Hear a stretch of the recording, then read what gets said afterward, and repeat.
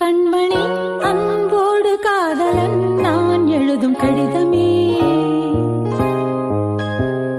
பொன்மணி உன் வீட்டில் சௌக்கியமா, நான் இங்கு சௌக்கியமே.